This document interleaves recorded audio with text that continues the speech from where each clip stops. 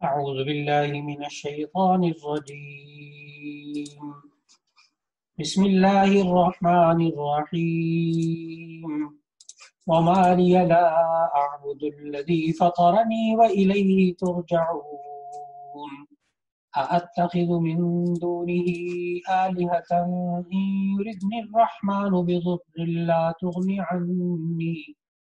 تغني عني شفاعتهم شيئا ولا ينقذون صدق اللہ العظیم۔ قرآن مجید کے مضامین کے خلاصے کے سلسلے میں آج ہم 23ویں پارے کا مطالعہ کر رہے ہیں۔ 23ویں پارے سے پہلے 22ویں پارے کے بالکل آخر میں سورہ یاسین کا آغاز ہوا، جس کی ابتدائی آیات وہ 22ویں پارے میں موجود ہیں۔ تقریباً 21 آیات سورہ یاسین کی 22ویں پارے میں ہیں اور باقی سورہ یاسین 23ویں پارے میں ہے۔ سورہ یاسین یہ ترتیب توقیفی کے اعتبار سے سورت نمبر 36 ہے اور نازل ہونے کے اعتبار سے یہ سورت نمبر 41 ہے۔ سورہ یاسین مکی سورت ہے اور اس سورت میں 83 آیات اور 5 رکوع ہیں۔ اس سورت کے شروع میں چونکہ لفظ یاسین آیا، اس لیے سورت کا نام سورہ یاسین رکھا گیا۔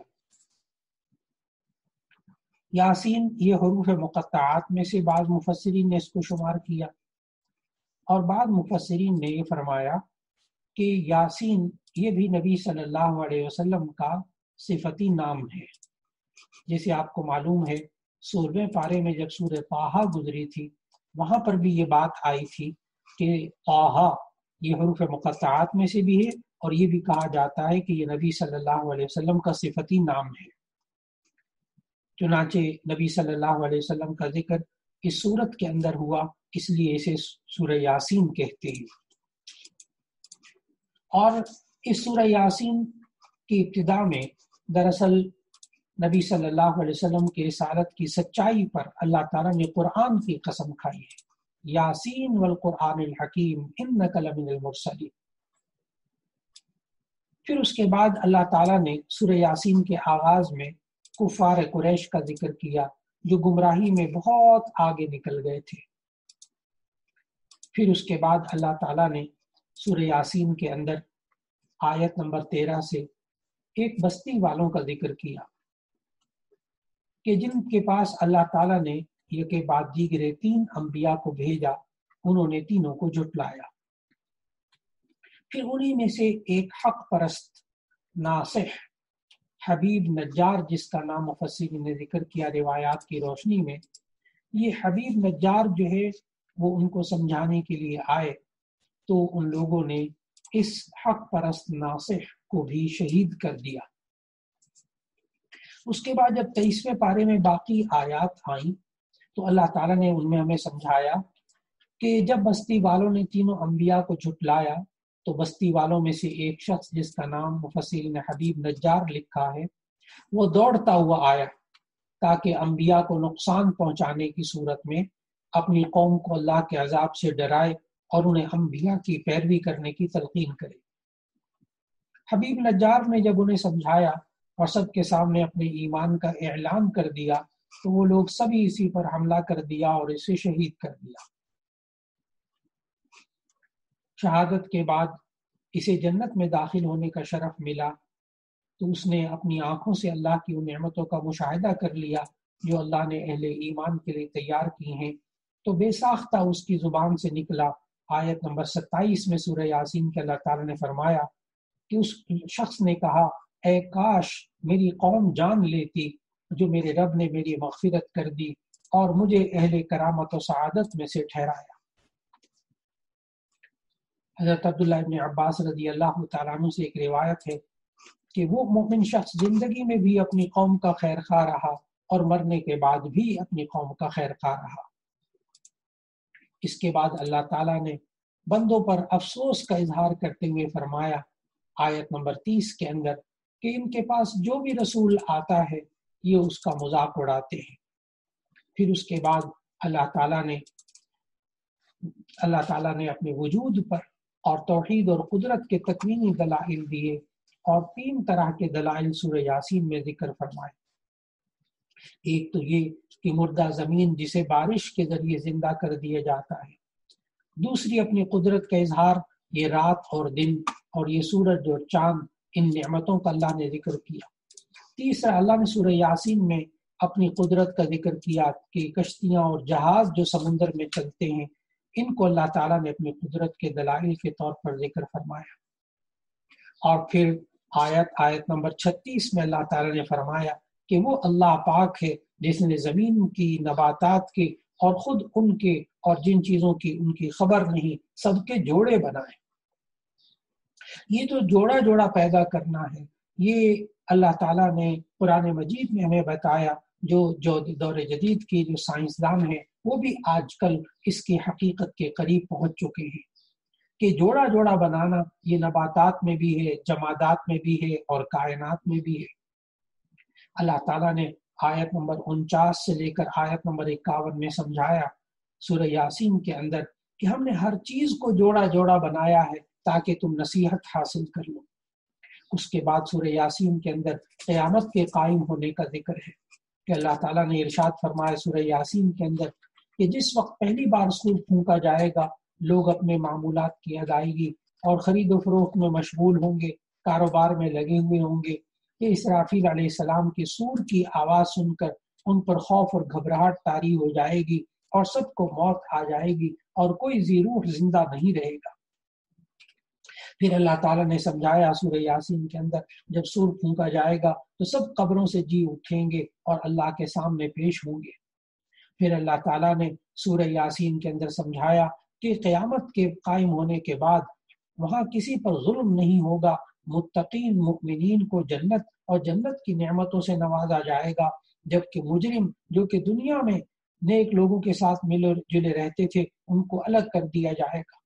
پھر اللہ تعالیٰ نے آیت نمبر 49 سے لے کر 66 تک سمجھایا کہ دیکھو اس وقت ان کے منہ پر مہر لگا دی جائے گی اور ان کے اعضاء ان کے خلاف گواہی دیں گے، انسان کے ہاتھ بولیں گے، انسان کی جو ہے وہ آنکھیں بولیں گی، ان البصر والفؤاد کل اولئک کان عنہ مسئولا، یہ سارے کی ساری چیزیں بولیں گی اگرچہ انسان کی زبان نہیں چلے گی۔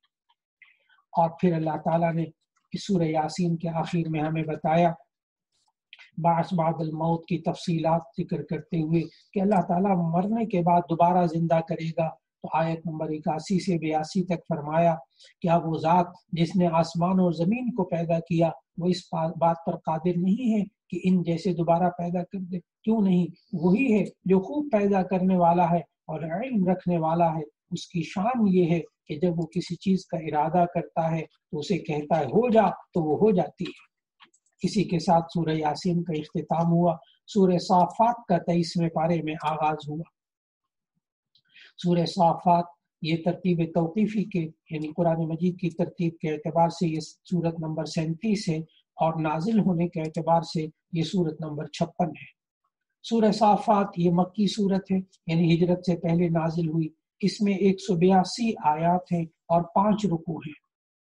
سورہ صافات کا نام صافات اس لیے رکھا گیا کہ صافات کا معنی ہے صف باندھنے والے، تو اللہ تعالیٰ نے اس سورت کے آغاز میں پہلی آیت میں صف باندھنے والوں کی قسم کھائی۔ یہاں مفسرین نے لکھا کہ صف باندھنے والوں سے مراد یا تو میدان جہاد کے مجاہد ہیں جو صف بنا کر جہاد کرتے ہیں، اور یا اس سے مراد نمازی ہیں جو صف بنا کر نماز پڑھتے ہیں، یا اس سے مراد فرشتے ہیں جو صف در صف کھڑے ہوں گے۔ اسی لیے اس سورت کا نام سورہ صافات رکھا گیا۔ زیادہ تر مفسرین کا خیال ہے کہ یہاں فرشتے صف در صف مراد ہیں۔ سورت کی جب ابتدا ہوئی تو ان ملائکہ کے ذکر سے جو عبادت اور تسبیح و تحمید میں مصروف رہتے ہیں۔ اس کے بعد کی آیات میں اللہ تعالیٰ نے شہاب ثاقب کا ذکر کیا، فرمایا جنات کے بارے میں کہ جب وہ چوری چھپے ملائے اعلیٰ کی خبریں سننے کی کوشش کرتے ہیں تو شہاب ثاقب ان کا تعاقب کرتے ہیں اور انہیں مار بھگاتے ہیں۔ سورہ صافات کے اندر اللہ تعالیٰ نے بعث بعد الموت یعنی موت کے بعد دوبارہ جی اٹھنا اور حساب و کتاب اور جزا کے مسئلے کو خوب ذکر فرمایا۔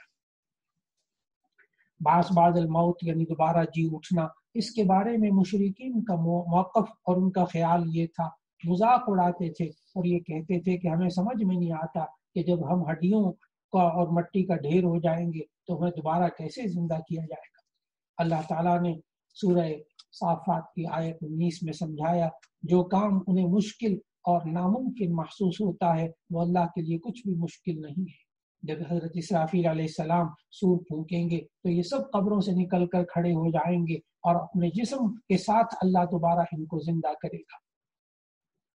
پھر آیت نمبر 20 سے لے کر آیت نمبر 35 تک اللہ نے سمجھایا کہ یہی وہ مشرک ہیں، یہی وہ قیامت کا انکار کرنے والے ہیں، آخرت کا انکار کرنے والے، کہ بڑی حسرت اور ندامت کے ساتھ یہ کہیں گے کہ یہ ہے اعمال کی جزا کا دن جس کا ہم نے مذاق اڑایا تھا۔ پھر انہیں دوزخ میں ڈال دیا جائے گا، وہاں آپس میں جھگڑیں گے اور ایک دوسرے کو اپنی گمراہی کا الزام دیتے رہیں گے۔ پھر اس کے بعد کی آیات میں اللہ تعالیٰ نے جنتیوں کا آپس میں مکالمہ ذکر کیا کہ جس طرح دوزخی آپس میں لعن طعن کریں گے، لیکن دوسری طرف جنتیوں کا آپس میں مکالمہ ہوگا جب انہیں ہر طرح کی نعمتوں سے نوازا جائے گا اور عزت و راحت کے تختوں پر بٹھایا جائے گا تو وہ خوش ہوں گے اور اپنے ماضی کو یاد کریں گے۔ پھر اس کے بعد اللہ تعالیٰ نے ایک ہم نشیں کا ذکر فرمایا کہ ان میں سے ایک ہم نشیں یہ کہے گا کہ میرا ایک ہم نشیں ہوا کرتا تھا جو مجھ سے کہا کرتا تھا کہ تم آخرت کی زندگی پر ایمان رکھتے ہو؟ بھلا یہ کیسے ممکن ہے؟ جب ہم مر کر مٹی اور ہڈیاں ہو جائیں گے تو ہمیں دوبارہ زندہ کر دیا جائے گا، ہم سے زندگی بھر کے اعمال کا حساب لیا جائے گا اور پھر کسی کو جزا اور کسی کو سزا دی جائے گی۔ یہ باتیں سمجھ میں نہیں آتی۔ پھر وہ اپنے ساتھیوں سے پوچھے گا کیا تم اسے دیکھنا چاہتے ہو؟ اتنے میں وہ خود جھانک کر دیکھے گا تو اس عقل پرست اور منکر آخرت جو دوست ہوگا وہ دوزخ کے وسط میں جلتا ہوا دیکھے گا اور کہے گا اللہ کی قسم۔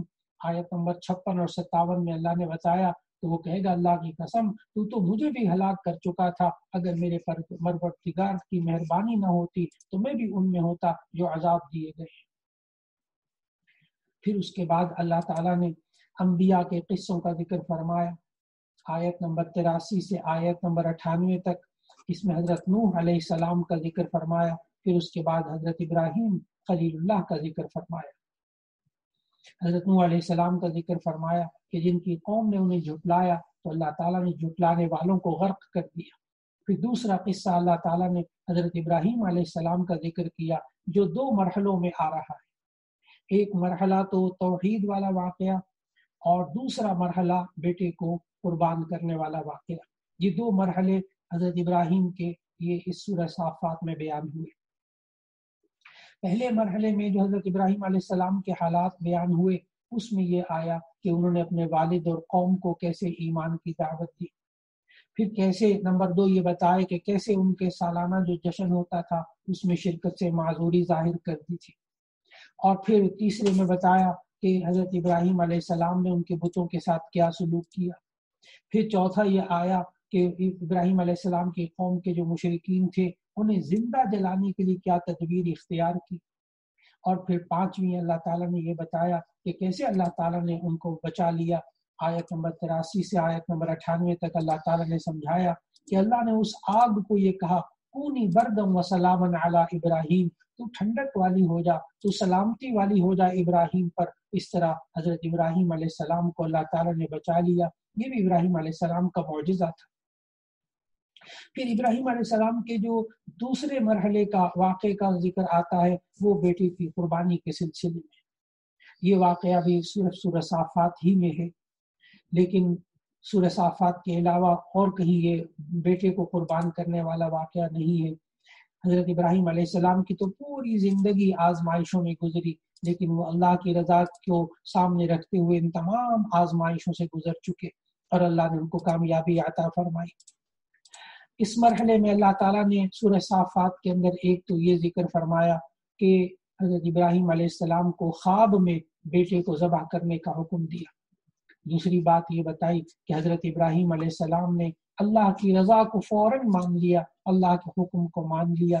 تیسری بات یہ بتائی کہ بیٹے کو خواب سنایا تو وہ بھی پیکر تسلیم تھا، اس نے بھی یہ کہا کہ یا ابتی، اے ابا جان، آپ کو جو خواب میں حکم دیا گیا ہے آپ اس پر عمل کیجئے، آپ مجھے صبر کرنے والوں میں سے پائیں گے۔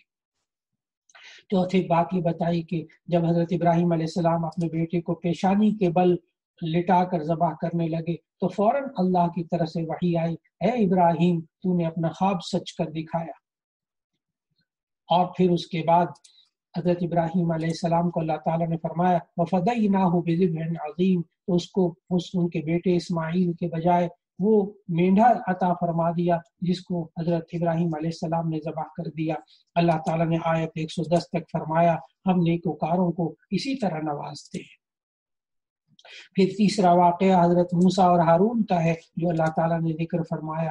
پھر چوتھا واقعہ حضرت الیاس علیہ السلام کا ہے جنہیں شام میں ایک ایسی قوم کی طرف نبی بنا کر بھیجا جو بعل نامی بت کی عبادت کیا کرتے تھے، اور اس بت کے نام پر ایک شہر آباد تھا جسے بعل بکہ کہتے ہیں، اس کے آثار آج بھی دمشق کے مغرب میں ملتے ہیں۔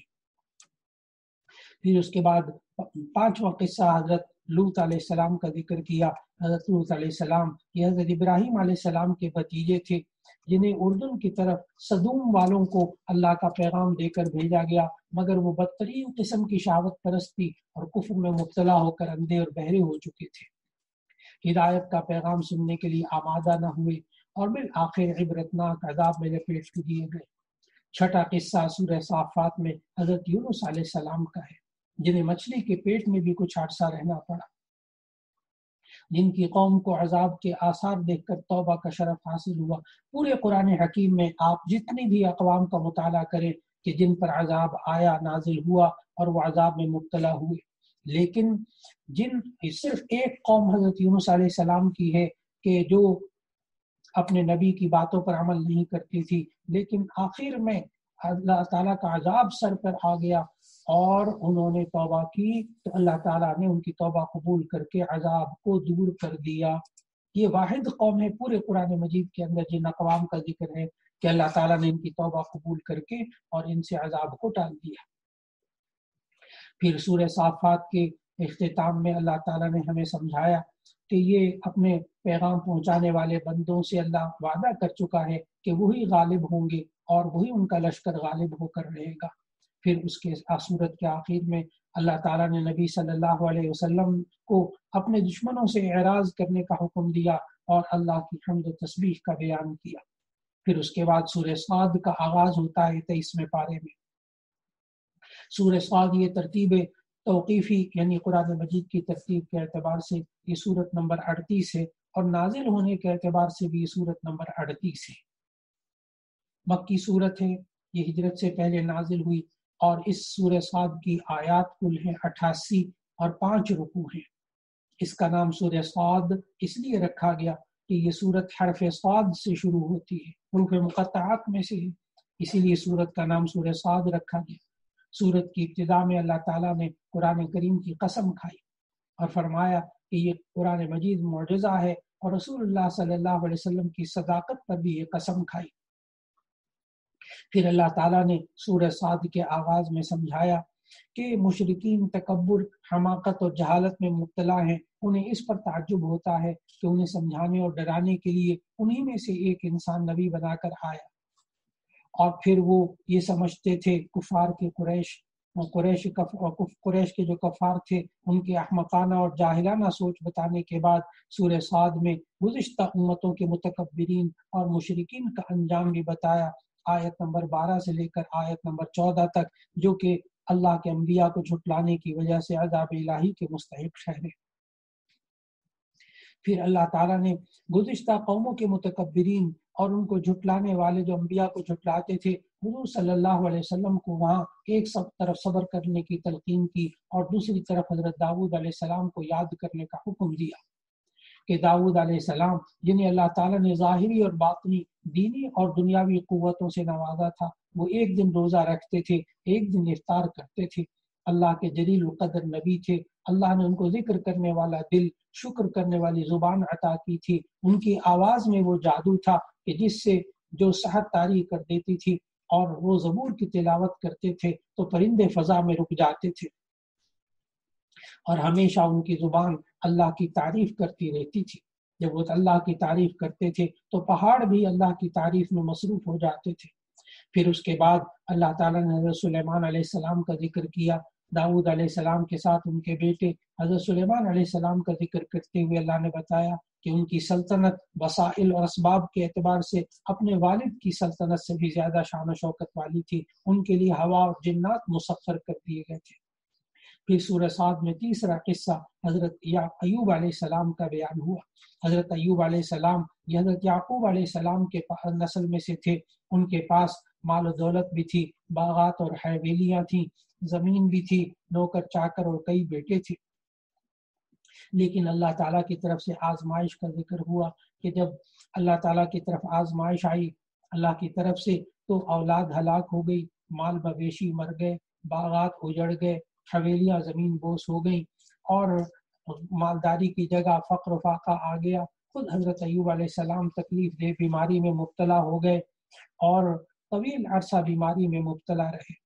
لیکن اللہ تعالیٰ نے ہمیں سمجھایا کہ حضرت ایوب علیہ السلام نے صبر اور شکر کا دامن ہاتھ سے نہ چھوڑا. بالآخر آزمائش کا دور ختم ہوا اور اللہ نے پہلے سے زیادہ حضرت ایوب علیہ السلام کو نوازا. حضرت ایوب علیہ السلام کے علاوہ بھی 6 انبیاء کا ذکر اختصار کے ساتھ سورہ صاد میں ہوا. ایک حضرت ابراہیم علیہ السلام کا، دوسرا حضرت اسحاق علیہ السلام کا، تیسرا حضرت یعقوب علیہ السلام کا، چوتھا حضرت اسماعیل علیہ السلام کا، پانچواں حضرت یسع علیہ السلام کا، اور چھٹا جو ہے حضرت ذوالکفل علیہ السلام کا ذکر ہوا. ان سب کا اجمالی ذکر ہونے کے بعد پھر اللہ تعالیٰ نے آخر میں آدم اور ابلیس کا قصہ تفصیل سے ذکر کیا، اور سورت کے اختتام پر اللہ تعالیٰ نے اپنے نبی صلی اللہ علیہ وسلم کو حکم دیا کہ آپ اپنی دعوت کی حقیقت اور مقصد بیان فرما دے.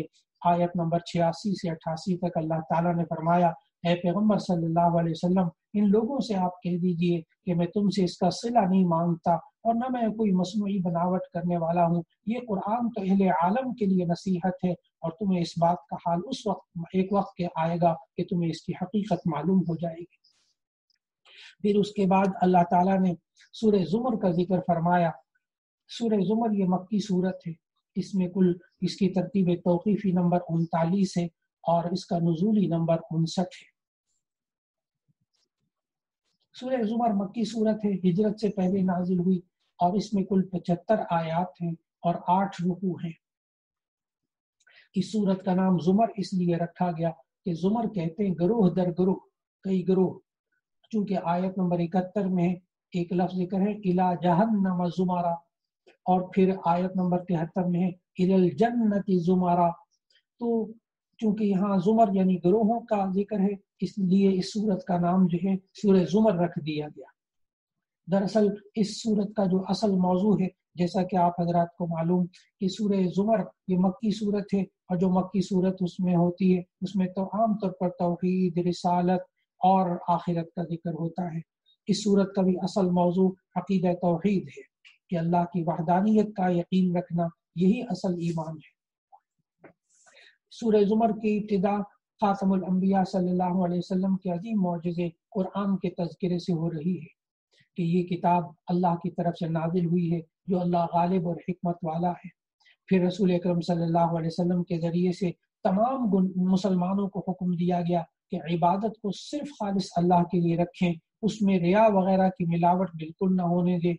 اور پھر اللہ تعالیٰ نے ارشاد فرمایا دلائل دیتے ہوئے کہ تمام کائنات کا جو رب ہے اس کے بارے میں تم غور کرنے کے لیے خود اپنے بچوں کی، اپنے نئی نسل کی تخلیق پر غور کرو. آیت نمبر 6 میں فرمایا کہ وہی اللہ ہے جو تمہیں ماں کے پیٹ میں 3 تاریکیوں میں پیدا فرماتا ہے.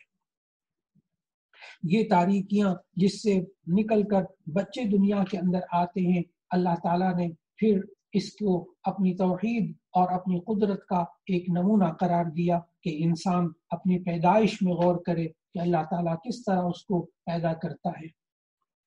پھر 23ویں پارے کے آخر میں اللہ تعالیٰ نے مثال بیان کرتے ہوئے فرمایا کہ توحید کا اس بات اور شرک کی نفی کرتے ہوئے اللہ تعالیٰ نے ایک موحد یعنی اللہ کو ایک ماننے والے اور ایک مشرک کی مثال بیان فرمائی۔ 23ویں پارے کے آغاز میں اللہ تعالیٰ نے ہمیں سمجھایا کہ مشرک کی مثال اس غلام جیسی ہے جس میں کئی شریک ہوں، یعنی کئی اس کے مالک ہوں اور مزاج کے اعتبار سے بھی سارے مختلف ہوں۔ وہ سارے جو مالک ہیں وہ مزاج کے اعتبار سے جو مختلف ہوں گے تو نہ آپس میں اتفاق ہوگا نہ محبت ہوگی۔ ان میں سے ایک مالک غلام کو دائیں بھیجتا ہے تو دوسرا مالک بائیں بھیجتا ہے، ایک کھڑا ہونے کا کہتا ہے تو دوسرا بیٹھنے کو حکم دیتا ہے۔ اب یہ غلام بیچارہ پریشان ہوتا ہے کہ میں کس کی مانوں کس کی نہ مانوں۔ بالکل اسی طرح جو مشرک ہوتا ہے جس نے کئی خدا بنائے ہوتے ہیں، یا دور جدید میں ہم جب دیکھتے ہیں کہ بعض قوتوں کو لوگوں نے خدا بنایا ہوتا ہے، بعض نے پیسے کو خدا بنایا ہوتا ہے، نتیجہ یہ ہوتا ہے کہ ان کو سمجھ میں نہیں آتا ہم کس کو راضی کریں، کس کی بات کو مانیں، کس سے ڈریں۔ یہ مخلوق سے ڈرتے ہیں سارے، خالق سے نہیں ڈرتے۔ اس لیے جو انسان اپنی زندگی میں اللہ کے علاوہ اور چیزوں کو خدا بنا بیٹھتا ہے تو وہ اسی طرح حیران رہتا ہے۔ پھر اللہ تعالیٰ نے آیت نمبر 29 کے اندر اس 23ویں پارے کے آخر میں ایک موحد کی مثال دی۔ موحد جو اللہ کی توحید پر ایمان رکھنے والا ہوتا ہے، یعنی ایک اللہ کو مانتا ہے۔ اللہ نے سمجھایا اس مثال میں کہ موحد کی مثال اس غلام جیسی ہے جس کا مالک ایک ہو، اس کے اخلاق بھی اچھے ہوں اور وہ اپنے غلام کے جذبات کا لحاظ بھی رکھتا ہو۔ ظاہر ہے جب انسان ایک خدا کی عبادت کرے گا اور ایک ہی اللہ کی مان کر چلے گا تو اس کی زندگی میں سکون ہوگا، اس کو ایک ہی کی بات ماننی ہوگی، ایک ہی کو راضی رکھنے کی فکر کرنی ہوگی اور ایک ہی کی اطاعت کرنی ہوگی۔ اس طرح اس کی زندگی یکرخ ہو کر گزرتی ہے۔ تو جو انسان ایک اللہ کو مانتا ہے، اس کے اندر ایک اللہ کا ڈر ہوتا ہے، وہ خالق سے ڈرتا ہے، پھر مخلوق سے نہیں ڈرتا۔ ان دونوں مثالوں سے ہمیں اپنے عقائد کو بہت واضح کر لینا چاہیے۔ اللہ رب العزت نے ہمیں ان آیات کے اندر سمجھایا کہ کس طرح ایک انسان اپنی زندگی گزارے اور وہ اللہ کو ایک مان کر زندگی گزارے تو اللہ تعالیٰ اس کی زندگی کے اندر کتنا سکون اور عافیت عطا فرما دیتا ہے۔ اور پھر اس کے بعد اللہ تعالیٰ نے فرمایا کہ یہ سب لوگ برابر نہیں ہو سکتے، بلکہ انسان کو چاہیے کہ وہ اللہ کا شکر ادا کرتا رہے، اللہ کی تعریف بیان کرتا رہے۔ یہی وہ اللہ ہے جس کو کہ انسان نے پیدا کیا، یہی وہ اللہ ہے جس نے کہ انسان کو یہ نعمتیں عطا فرمائی۔ یہ اللہ انسان کو موت بھی دے دے گا۔ ہر انسان نے موت کا مزہ چکھنا ہے، لیکن پھر آخرت جب قائم ہوگی تو اللہ تعالیٰ نے 23ویں پارے کے آخر میں فرمایا ثم انکم یوم القیامت عند ربکم تختصمون، پھر یہ تم جو ہے قیامت کے دن اپنے رب کے سامنے آپس میں جھگڑو گے، لیکن جو لوگ اپنی زندگی کے اندر اللہ کا حکم مان کر چلتے رہے، قیامت کو مانتے رہے، وہ انسان نجات پا جائیں گے۔ اور جو انسان اپنی زندگی کے اندر اللہ کے احکام کو ٹھکراتے رہے، اللہ کے نبی کے احکام کا مذاق اڑاتے رہے، وہ آخرت میں اپنے دیے گئے عذاب کا ضرور مزہ چکھ کر رہیں گے۔